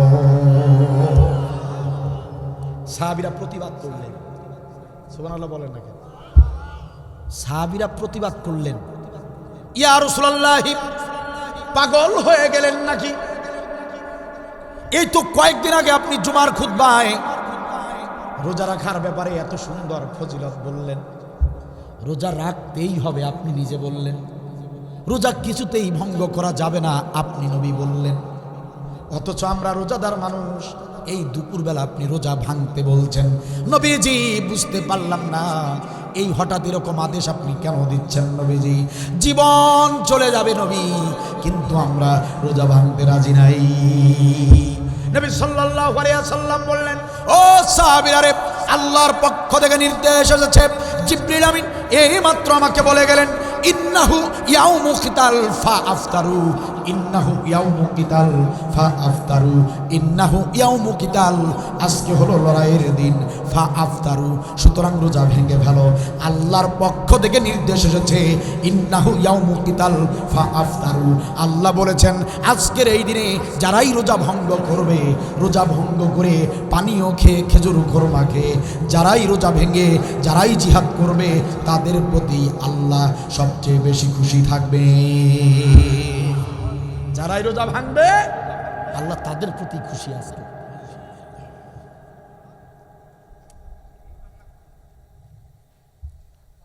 এখন বলবেন হুজুর কারণটা কি? নামাজ রোজার চেয়েও বেশি গুরুত্ব আল্লাহ কেন দিলেন? এজন্য গুরুত্ব দিয়েছেন যে আমার জাতির লোকেরা এই কথাগুলোই ভালো করে জানে না, এই কারণে আমার জাতির লোকদেরকে দিন কায়েমের প্ল্যাটফর্মে খুঁজে পাওয়া যায় না। এই জিনিসগুলো ভালো করে বুঝে নেবেন, তাহলেই বুঝতে পারবেন ইসলামটার মূল মিশনটা কি। প্রিয় ভাইরা আমার, একান্ত আপনজনেরা আমার, আপনি যদি কাফেরদেরকে পরাজিত করতে পারেন, ভালো করে মনোযোগ দেন, কাফেরদেরকে যদি আমরা পরাজিত করতে পারি, কাফেররা যদি আমাদের পায়ের নিচে থাকে, তাহলে আমি আপনি 5 ওয়াক্ত নামাজও পড়তে পারবো, তাহাজ্জুদও পড়তে পারবো, রাস্তায় দাঁড়িয়ে নামাজ পড়তে পারবো, আমরা যে কোনো জায়গায় কোরআনের কথা বলতে পারবো, দাওয়াত দিতে পারবো। শুধু রমজান মাসের রোজা না, ইচ্ছা করলে 12টা মাস রোজা রাখতে পারবো, 5 দিন নিষিদ্ধ দিন বাদ দিয়ে গোটা 12 মাস ইচ্ছা করলেই রোজা রাখতে পারবো, ইচ্ছা করলেই হজ করতে পারবো, ইচ্ছা করলেই ইসলামের কাজগুলো করতে পারবো।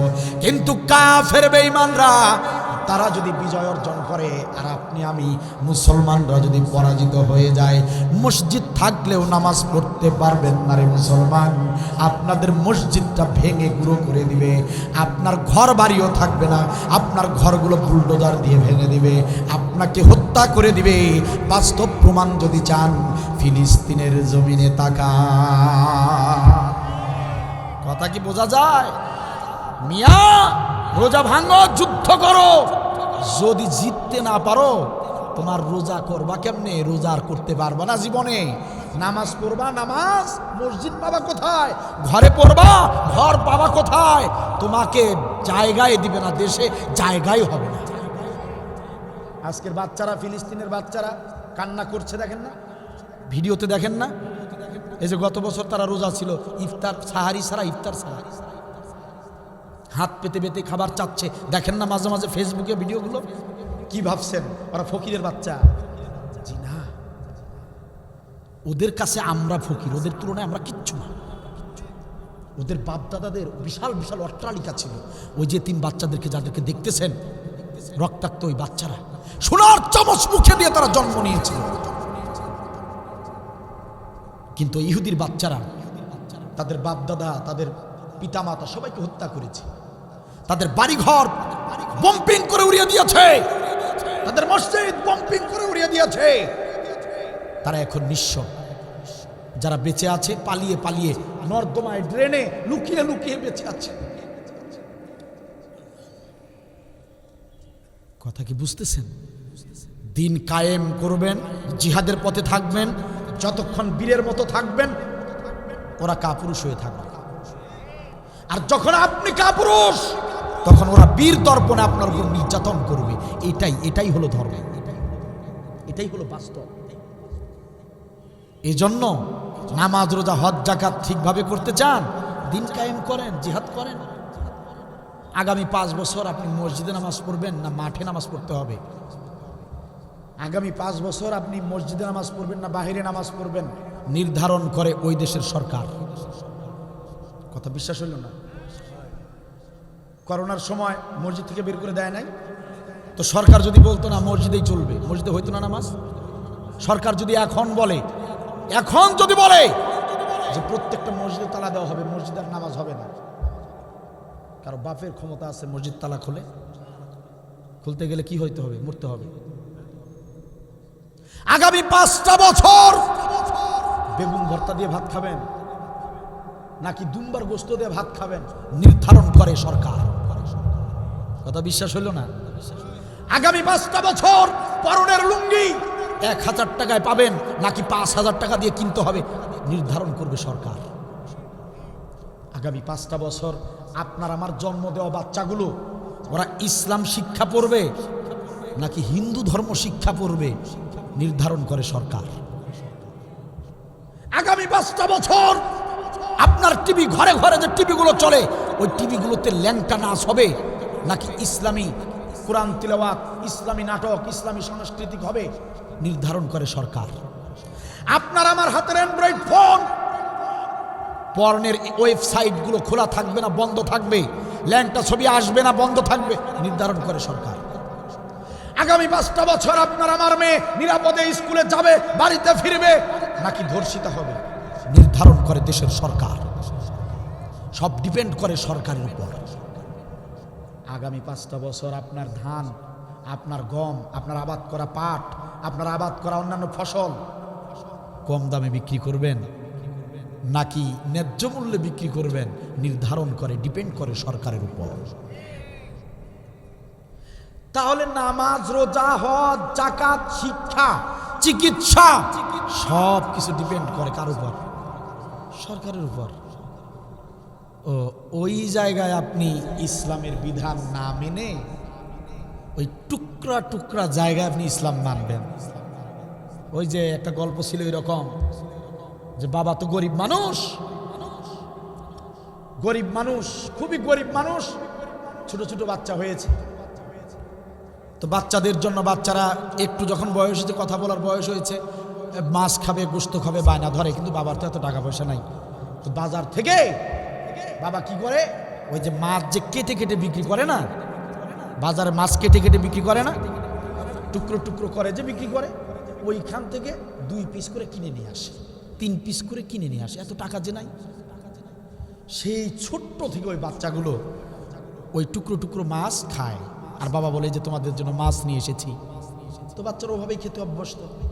তো একদিন ওই বাবা অনেক টাকা বেশি কামাই করেছে, রোজগার করেছে, অনেক বেশি টাকা থাকার কারণে সেদিন বাবা কি করেছে, একদম পুরো একটা মাছ, কথা কি বুঝতেছেন, পুরো একটা বোয়াল মাছ কিনে নিয়েছে, কাটাকাটি না, একদম পুরো বোয়াল মাছ। বোয়াল মাছটা এভাবে ধরে দড়িতে বেঁধে বাসায় নিয়ে এসেছে, এনে বলছে এই যে আব্বা জান, আম্মা জান, তোমাদের জন্য, সোনামণি খোকারা, তোমাদের জন্য আমি আজকে বোয়াল মাছ কিনে এনেছি, এই দেখো কত সুন্দর মাছ। তো বাচ্চারা কয় তুমি মিথ্যাবাদী, তুমি মিথ্যা বলো। কিসের মিথ্যা? যে এটা কেমনে, এটা কি, এটা কেমনে মাছ হয়, আমরা মাছ চিনি না। বাবা বলে না রে বাবা, এটা মাছ। সন্তানরা বলে না, এটা মাছ হতে পারে না, কারণ ওরা তো পুরা মাছ দেখে নাই, ওরা তো ভাবছে মাছ মানে এতটুকু এতটুকু কাটা কাটা থাকবে। বাবা বলছে এটা মাছ, সন্তানরা বলে না এটা মাছ না, তুমি মিথ্যা কথা বলছো, এটা অন্য কিছু। বাবা তখন বুঝতে পারলো, ও তোমাদেরকে মাছের অংশই শুধু চিনাইছি, পুরো মাছ তো চিনাই নাই, ভুলটা তো আমার। পুরো মাছ যদি আগে থেকে চিনাতাম আজকে তাহলে বুঝতে, কিন্তু আমি তো ভুল করেছি, ওই টুকরো টুকরো অংশ মাছ বুঝাইছি। তো আমাদের দেশের আমার জাতির লোকেরা ওই যে টুকরো টুকরো ইসলাম নিয়ে পড়ে আছে, পুরো মাস আমার জাতির লোকেরা বুঝতে পারলো না। এখন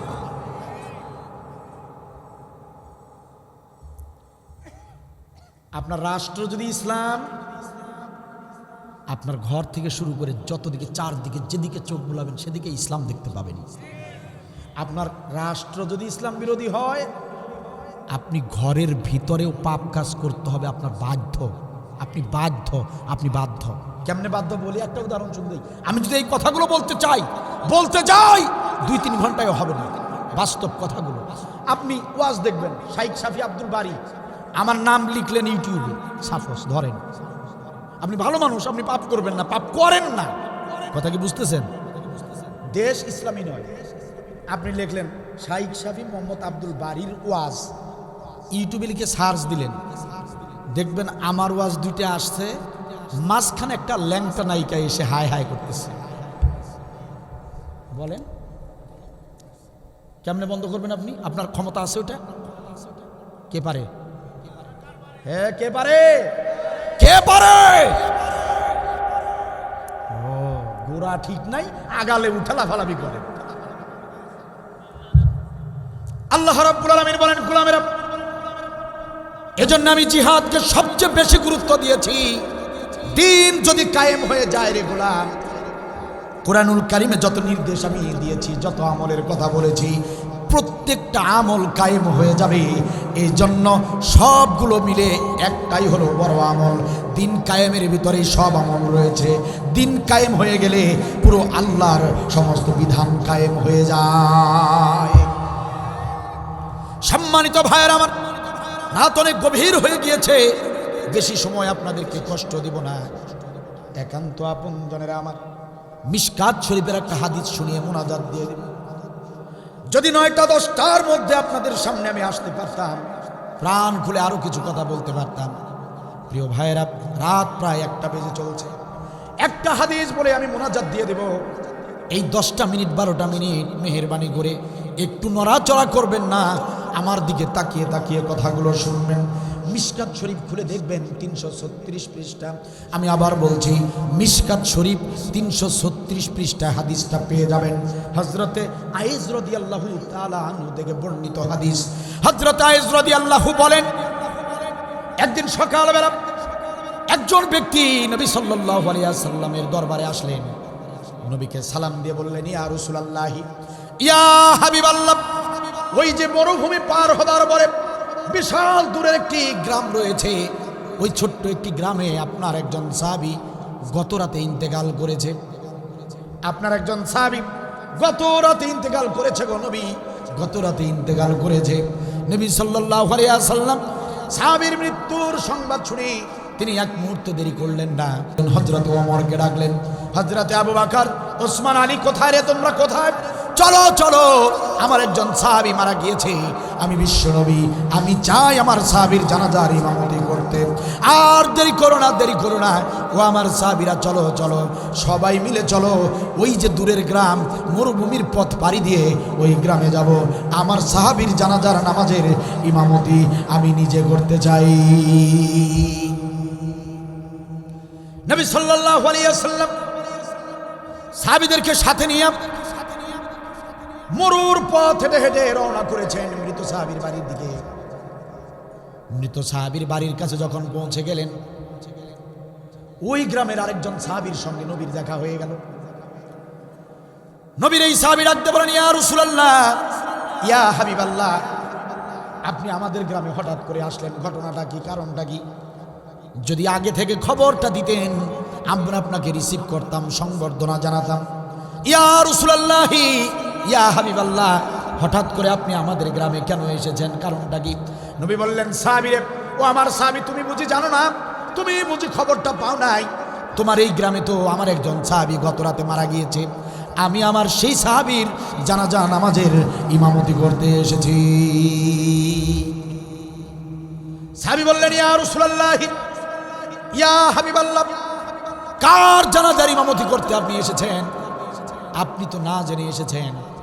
নবীজি, আপনি তো জানেন না, আপনি আপনার যে সাহাবীর জানাজার ইমামতি করতে এসেছেন, সেই সাহাবীর বাড়ি আমার বাড়ির সঙ্গেই বাড়ি, সে আমার নিকটতম প্রতিবেশী। ওগো নবীজি, আপনি তো জানেন না, আপনি যার জানাজা পড়াতে এসেছেন ওই সাহাবী তো বিনা হিসাবে জাহান্নামে যাবে। নাউজুবিল্লাহ বল। ইয়া রাসূলুল্লাহ, ওই ব্যক্তি বিনা হিসেবে জাহান্নামে যাবে, কারণ সে জীবনে এক ওয়াক্ত নামাজ আদায় করে নাই, জীবনে রোজা করে নাই, হজ যাকাত কোনো আমল করে নাই, কোনো ভালো কাজ করতে আমরা তারে দেখি নাই। সে তো আমার প্রতিবেশী, আমাদের গ্রামের আমরা সবাই ভালো করে জানি ওই ব্যক্তি খুবই খারাপ মানুষ।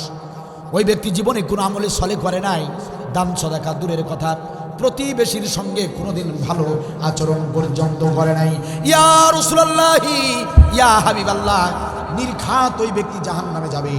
আর আপনি একজন জান্নাতি মানুষ হয়ে, আপনি একজন জান্নাতি নবী হয়ে একজন জাহান্নামী ব্যক্তির জানাজা পড়াবেন, এটা কিছুতেই শোভনীয় হতে পারে না, এটা শোভনীয় হতে পারে না।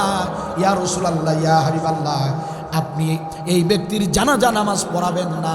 যদি জানাজা পড়াতেই হয় তবে আপনার অন্য কোনো সাহাবীদের মাধ্যমে জানাজা পড়িয়ে দেন। নবী সাল্লাল্লাহু আলাইহি ওয়াসাল্লাম বললেন, সাহাবীরা, সিদ্ধান্ত পরে নেওয়া যাবে, আগে চলো আমার মৃত সাহাবীর বাড়িতে ঢুকে যাই, আগে সাহাবীর মুখটা দেখি। নবী সব সাহাবীদেরকে সাথে নিয়ে বাড়ির ভিতরে ঢুকে পড়লেন। বাড়ির ভিতরে ঢোকার পরে তিনি তাকিয়ে দেখলেন সমস্ত কাজ কমপ্লিট করে রাখা হয়েছে। গোসল করিয়ে কাফনের কাপড় পরিয়ে তাকে খাটিয়ার উপরে শুয়ে রাখা হয়েছে। এখন শুধু জানাজা নামাজটা বাকি, এখন শুধু জানাজা নামাজটা বাকি। নবী সাল্লাল্লাহু আলাইহি ওয়াসাল্লাম কিছুক্ষণের ভিতরেই তিনি লক্ষ্য করলেন ওই গ্রামের যত মুসলমান আছে সবাই ওই বাড়িতে এসে জমা হয়ে গিয়েছে জানাজা নামাজ পড়বার জন্য। সমস্ত সাহাবীরা, ওই গ্রামের সাহাবীরা সবাই ওই মৃত ব্যক্তির বাড়িতে সবাই জমায়েত হয়েছে তার জানাজা নামাজে অংশগ্রহণ করবার জন্য। নবী তাকিয়ে দেখলেন অনেক সাহাবী এসে পড়েছে। নবী সাল্লাল্লাহু আলাইহি ওয়াসাল্লাম সবাইকে দেখে তিনি তাদের সামনে গিয়ে আসলেন, ডাক দিয়ে বললেন, ও আমার সাহাবীরা কান খুলে শোনো, ও আমার সাহাবীরা কান খুলে শোনো, আমি তোমাদের সাথে গুরুত্বপূর্ণ একটি কথা বলতে চাই, আমার কথাগুলো তোমরা মনোযোগ দিয়ে শুনবে। ও আমার সাহাবীরা, এই যে লাশ হয়ে খাটিয়ার উপরে শুয়ে আছে এই ব্যক্তি আমার হাতে হাত রেখে কালেমা পড়ে ইসলাম গ্রহণ করেছিল। এই ব্যক্তি আমার হাতে হাত রেখে ইসলাম গ্রহণ করেছিল। আমি যখনই তার মৃত্যুর সংবাদটা পেয়েছি আমি এক মুহূর্ত দেরি করি নাই, সঙ্গে সঙ্গে তার জানাজায় অংশগ্রহণ করার জন্য আমি নবী রওনা করেছি। আমি দ্রুত গতিতে তার জানাজা নামাজ পড়াবার জন্য আমি নবী এসে পড়েছি। কিন্তু আমি আসার পর থেকে কয়েকজনের মুখ থেকে শুনতে পেলাম এই সাহাবী নাকি জীবনে ভালো কাজ করে নাই।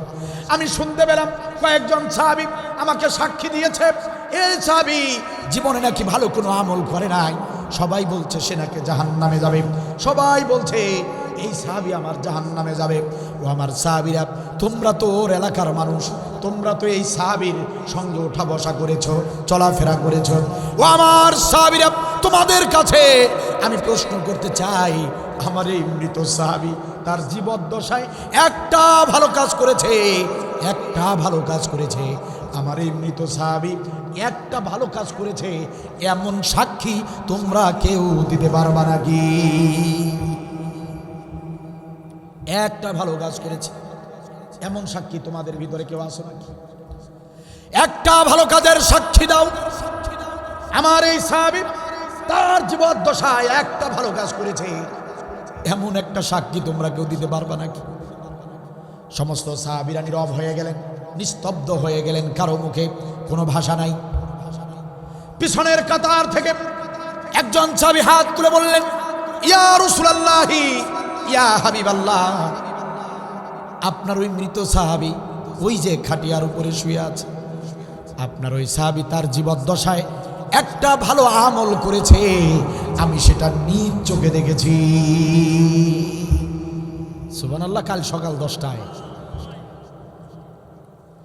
নবী সাল্লাল্লাহু আলাইহি ওয়াসাল্লাম বললেন, সাহাবী দেরি করো না, দেরি করো না, সাহাবী আমার কি এমন আমল তুমি দেখেছো আমাকে খোলামেলা বলো। সাহাবী বললেন, ইয়া রাসূলুল্লাহ, ইয়া হাবিবাল্লাহ, ঘটনাটা শোনেন। অল্প কিছুদিন আগের ঘটনা, আপনার নির্দেশে আমরা জিহাদের ময়দানে গিয়েছিলাম। ওগো নবীজি, আপনার নির্দেশে আমরা জিহাদের ময়দানে গিয়েছিলাম। আমরা মুজাহিদরা জিহাদের ময়দানে গিয়ে কাফের বেঈমানদের বিরুদ্ধে লড়াই করেছি। কাফের বেঈমানদের বিরুদ্ধে যুদ্ধ করে, লড়াই করে, কতল করে করে কাফেরদেরকে জাহান্নামে পাঠিয়ে কালিমার পতাকা উড্ডীন করে বিজয় অর্জন করে আমরা মুজাহিদরা বাড়ির দিকে ফিরতেছিলাম। বাড়ির দিকে যখন ফিরতেছিলাম, বাড়ির দিকে ফিরতে ফিরতে প্রতিমধ্যে রাত হয়ে গেল। রাত হয়ে যাবার কারণে আমরা যাত্রা বিরতি করলাম। রাতের বেলা আমরা যদি রাস্তায় থাকি, কাফের বেঈমানরা অতর্কিত হামলা করতে পারে, এই ভয়ে আমরা রাতের বেলা যাত্রা বিরতি করলাম। পাশে একটা মরুভূমি পেলাম, মরুভূমিতে সুন্দর একটা জায়গা নির্ধারণ করলাম আর সেখানে তাঁবু স্থাপন করলাম। আমরা ওই তাঁবুর নিচে রাতটা থেকে যাব। আবার যখন ফজর হয়ে যাবে সকালবেলা আমরা মুজাহিদরা আবার বাড়ির দিকে রওনা করব। ইয়া রাসূলুল্লাহ,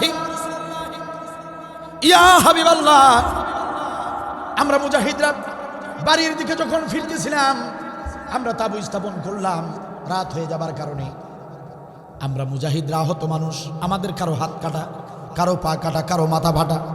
কারণ জিহাদের ময়দান থেকে সুস্থ শরীরে কোনো মুজাহিদ ফিরতে পারে না। আমরা অসুস্থ মানুষ, আহত মানুষ। আমরা তাঁবুর নিচে সবাই লাইন ধরে শুয়ে পড়লাম। আমরা যখন ঘুমিয়ে যাব হঠাৎ করে শুনতে পেলাম পাশেই কোনো একটা জঙ্গল আছে, আর সেই জঙ্গল থেকে হিংস্র প্রাণীরা গর্জন দিচ্ছে। হিংস্র প্রাণীদের গর্জন শোনার পরে আমরা শোয়া থেকে দাঁড়িয়ে গেলাম। আমরা ভীত সন্ত্রস্ত হয়ে গেলাম। আমাদের বুঝতে আর বাকি নাই ওই হিংস্র প্রাণীগুলো খুব কাছেই আছে। ওরা যদি একটা বার তাঁবুর ভিতরে ঢুকে যায়, আমাদের শরীরের গোশত মাংস ছিঁড়ে ছিঁড়ে খাবে, বাঁচার তো কোনো উপায় থাকবে না। ইয়া রাসূলুল্লাহ, বড় বেকায়দায় পড়ে গেলাম। আমরা মুজাহিদরা বড় বিপদে পড়ে গেলাম। কাফেরদের সঙ্গে লড়াই করে বিজয় অর্জন করলাম ঠিকই, কিন্তু এই হিংস্র প্রাণীদের হাত থেকে আজ রাতে বুঝি আমরা বাঁচতে পারবো না। ইয়া রাসূলুল্লাহ, কোনো পথ খোলা না পেয়ে, কোনো উপায় না পেয়ে আমরা আল্লাহর দরবারে মুনাজাতের হাত পাতলাম। আল্লাহ তাআলার শাহী দরবারে আমরা দোয়া করলাম, সাহায্য চাইলাম। রব্বুল আলামিন, ইয়া রব্বাল আলামিন, তুমি তো জানো আমরা কারা, আমরা কি কাজে কোথায় গিয়েছিলাম, তুমি তো সবই জানো। আমরা তোমার হাবিবের মুজাহিদ সাহাবী, কাফের বেঈমানদের বিরুদ্ধে লড়াই করে বিজয় অর্জন করে ফিরতেছি। রব্বুল আলামিন, ইয়া রব্বাল আলামিন, বুঝতে পারি নাই পাশেই যে জঙ্গল আছে আর সেখানে হিংস্র প্রাণী আছে, বুঝতে পারি নাই। কিন্তু হঠাৎ করে আমরা বুঝতে পারলাম পাশের হিংস্র প্রাণী আছে আর তারা গর্জন দিচ্ছে। যদি আল্লাহ তুমি সাহায্য না করো, জীবন নিয়ে বাড়িতে ফিরতে পারবো না। রব্বুল আলামিন, মেহেরবানি করে আমাদের জন্য আপনি একজন সাহায্যকারী পাঠিয়ে দিন। ইয়া রাসূলুল্লাহ, আল্লাহর কাছে আমরা একজন সাহায্যকারী চাইলাম। আমাদের চাইতে দেরি, আমাদের দোয়া কবুল করতে আল্লাহ দেরি করেন নাই। সুবহানাল্লাহ বল। আমরা দোয়া মুনাজাত শেষ করে তাকিয়ে দেখলাম আমাদের তাঁবুর ভিতরে একজন যুবক প্রবেশ করেছে। আল্লাহু আকবার। অচেনা এক যুবক আমাদের কাছে এসে গেছে। আমাদের সামনে এসে ডাক দিয়ে বলল, কে তোমরা? ও যুবকেরা, কে তোমরা? তোমাদের পরিচয় কি? কোথায় গিয়েছিলে আর কোথায় যাচ্ছ? আমার বাড়ির সামনে মরুভূমিতে কেন তাঁবু স্থাপন করেছো? কার অনুমতি নিয়ে তাঁবু স্থাপন করেছো বলো? আমরা সবাই বললাম, যুবকরে, ও যুবক, আমাদের তেমন কোনো বড় পরিচয় নাই।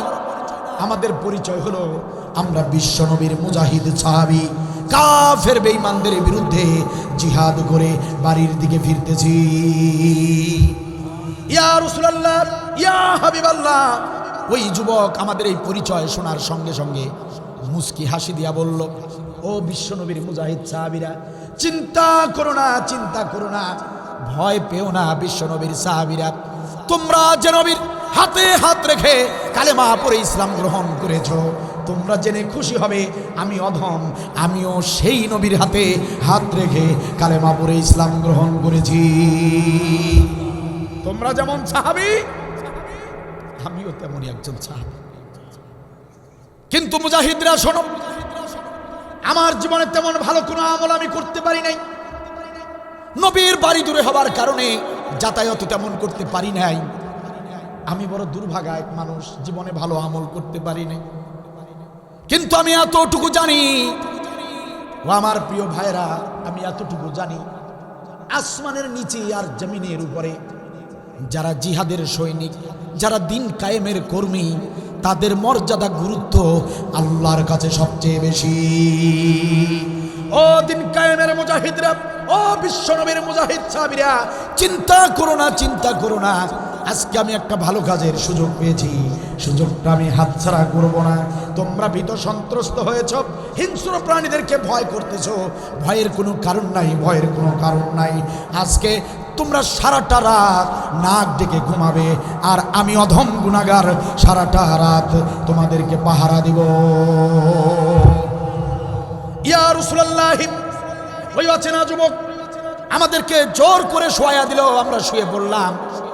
এরপরে সেই যুবক হাতে একটা লাঠি নিল, লাঠি নিয়ে তাঁবুর চারপাশে ঘুরতে লাগলো, পাহারা দেওয়া শুরু করে দিল। আমরা শুয়ে শুয়ে শুনতে পেলাম, ওই যুবক শুধু পাহারাই দিচ্ছে না, ওই যুবক বক্তব্য দিচ্ছে। হিংস্র প্রাণীদেরকে লক্ষ্য করে ওই যুবক পাহারা দিচ্ছে আর বক্তব্য দিচ্ছে। ইয়া রাসূলুল্লাহ, ইয়া হাবিবাল্লাহ, ওই যুবক বলতেছিল, ও জঙ্গলের হিংস্র প্রাণীরা, খবরদার খবরদার, গর্জন দিবি না, গর্জন দিবি না। তোরা তো জানিস না কারা আমাদের এলাকায় এসেছে, তোরা তো তাদের পরিচয় জানিস না। এরা সাধারণ কোনো মানুষ নয় রে, ও হিংস্র প্রাণীরা, এরা সাধারণ কোনো মানুষ নয়, এরা মুজাহিদ সাহাবী। দিন কায়েমের জন্য আল্লাহর জমিনে আল্লাহর দিনকে কায়েমের জন্য তারা জিহাদের ময়দান থেকে এসেছে। আসমানের নিচে আর জমিনের উপরে আল্লাহর কাছে সবচেয়ে দামি বান্দা তারা। ও হিংস্র প্রাণী, খবরদার খবরদার, বিয়াদবি করবি না, বিয়াদবি করবি না। খুব যদি খিদে লেগে যায় তবে চলে আয়, আমার গোশত মাংস খেয়ে যা, কিন্তু খবরদার মুজাহিদ সাহাবীদের ঘুমের ভিতরে বিরক্ত করবি না। ইয়া রাসূলুল্লাহ, ইয়া হাবিবাল্লাহ। এই বক্তব্য শুনে হিংস্র প্রাণীরা চুপ হয়ে গেল। সুবহানাল্লাহ বল। আমরা মুজাহিদরা কখন যে ঘুমিয়ে পড়লাম আমরা নিজেরা টের পেলাম না। ফজরের ওয়াক্তের সময় আমরা জাগ্রত হলাম। আমরা মুজাহিদরা যখন জাগ্রত হলাম, জাগ্রত হয়ে তাঁবুর বাহিরে গিয়ে দেখলাম সকাল হয়ে গেছে, তবুও সেই যুবক আমাদেরকে পাহারা দিচ্ছে, তাঁবুর চারপাশে হাঁটতেছে আর আমাদের নিরাপত্তা দিচ্ছে। ইয়া রাসূলুল্লাহ, ইয়া হাবিবাল্লাহ, মুজাহিদ সাহাবীদেরকে, দিন কায়েমের সৈনিকদেরকে একটা রাত পাহারা দিয়েছেন যিনি, একটা রাত নিরাপত্তা দিয়েছেন যিনি, আর কেউ নয়, আর কেউ নয়, ওই যে আপনার সামনে লাশ হয়ে শুয়ে আছেন তিনি। নবী সাল্লাল্লাহু আলাইহি ওয়াসাল্লাম বললেন, আমার সাহাবীরা, দেরি করো না, দেরি করো না, কাতারবদ্ধ হও, চেপে চেপে দাঁড়াও, আমি নবী আমার সাহাবীর জানাজার ইমামতি করব। সুবহানাল্লাহ বলেন। জীবনে এক ওয়াক্ত নামাজ পড়ছে, একটা রোজা, একটা হজ, দান সদাকা, পিতামাতার সেবা, কোনো আমল করে নাই, নবী তার জানাজার ইমামতি করলেন। প্রিয় ভাইয়ের আমার, চাপার জোরের বক্তব্য দিচ্ছি না, মিশকাত শরীফ খুলে দেখবেন 336 পৃষ্ঠা 8 লাইন পরে হাদিসটা পাবেন। নবী শুধু তার ইমামতি করেন নাই, অবাক হয়ে যাবেন যশোর জেলার মুসলমানেরা, নবী শুধু তার জানাজার ইমামতি করেন নাই, ইমামতি করবার পরে নবী সাল্লাল্লাহু আলাইহি ওয়াসাল্লাম ওই মৃত সাহাবীর লাশের খাটিয়া নিজ কাঁধে বহন করে কবর পর্যন্ত গেলেন। কি খুশনসিব ওই সাহাবী! নবী শুধু কবর পর্যন্তই যান নাই, নবী সাল্লাল্লাহু আলাইহি ওয়াসাল্লাম শুধু কবর পর্যন্তই যান নাই, তিনি নিজে কবরে নেমে গেলেন। নবী কবরে নামলেন, মৃত সাহাবীর লাশটা নিজ হাতে যত্ন করে আদর করে শোয়া দিলেন। নবী সাল্লাল্লাহু আলাইহি ওয়াসাল্লাম কবরে ওই লাশটা রাখার পরে কাফনের কাপড়টা মুখ থেকে সরালেন। নবী জান্নাতি নবী, আমার জান্নাতি নবীর জান্নাতি ঠোঁট দিয়া ওই মৃত সাহাবীর কপালে একটা চুমা দিলেন।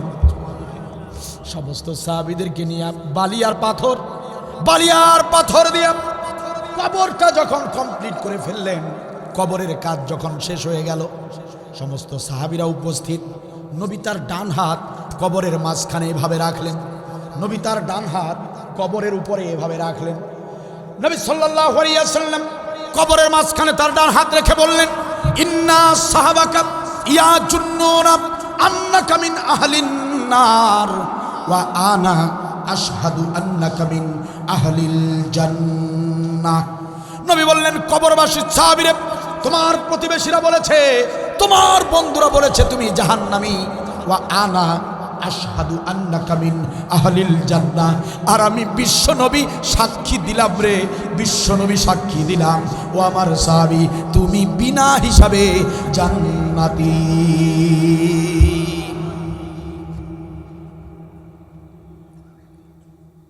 একটা রাতের আমল তাকে জান্নাতে নিয়ে গেছে। একটা রাতের আমল দিন কায়েমের সৈনিকদেরকে একটা রাত পাহারা দিয়েছিলেন। জীবনে আর কোনো আমল নাই রে মুসলমান। আল্লাহর কাছে কত প্রিয় আমল এই জিহাদের আমল, কত বড় আমল এই জিহাদের আমল। এই এক রাতের জিহাদের সৈনিকদেরকে পাহারা দেবার কারণে আল্লাহ রাব্বুল আলামিন তার প্রতি সন্তুষ্ট হয়ে গেলেন, তামাম জিন্দেগির গুনাহগুলো মাফ করে দিলেন। নবীর মুখ দিয়ে তাকে জান্নাতের সুসংবাদের ঘোষণা দুনিয়াবাসীকে দিয়ে দিলেন। ও যশোর জেলার মুসলমানেরা, ও বেনাপোলের মুসলমানেরা, প্রশ্ন করতে চাই, সেই গুরুত্বপূর্ণ ফজিলতপূর্ণ আল্লাহর সবচেয়ে প্রিয় আমল, সেই জিহাদের আমল, সেই জিহাদের আমল একটু জবান খুলে বলেন তো দেখি, আমাদের সকলের করার দরকার আছে না নাই? প্রশ্ন করতে চাই যশোর জেলার মুসলমানেরা, এই বাংলার জমিনে আল্লাহর এই দিনকে বিজয়ী করবার লক্ষ্যে, আল্লাহর এই কোরআনের রাজ কায়েমের জন্য যদি কখনো জিহাদের সুযোগ এসে যায়, যদি কখনো রাজপথে ছুটে যেতে হয়, যদি কখনো বাড়িঘর ছেড়ে যেতে হয়, যদি চাকুরি বাকুরি ছাড়তে হয়, যদি ব্যবসা বাণিজ্যে তাড়া দিতে হয়, যদি স্ত্রী সন্তান ছাড়তে হয়, যদি সন্তানদেরকে এতিম বানাতে হয়, যদি রাজপথে যেতে হয়, যদি ডাক এসে যায় ইসলামী আন্দোলনের পক্ষ থেকে, আলেম ওলামাদের পক্ষ থেকে, ইসলামী রাজ কায়েমের লক্ষ্যে যদি জিহাদে অবতীর্ণ হতে হয়, কারা কারা কারা কারা যেতে রাজি আছো? দুহাত তুলে শেষবারের মতো আল্লাহকে দেখাও। মাশাআল্লাহ, মাশাআল্লাহ, জাযাক।